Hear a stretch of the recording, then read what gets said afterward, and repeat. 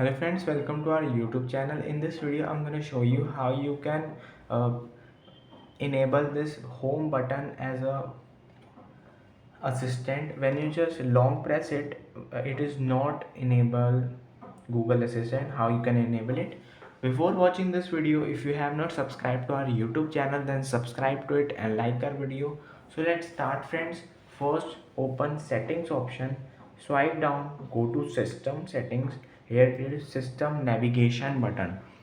Here it is a more settings, and friends you can see voice assistant. To activate voice assistant, press and hold the power button.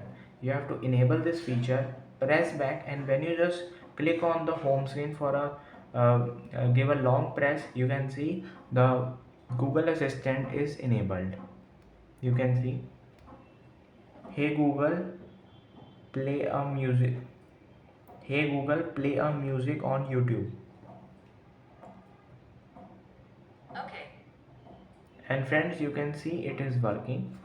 I hope you like this video. If you like this video, then subscribe to our YouTube channel for more helpful tips and tricks videos. Thanks for watching.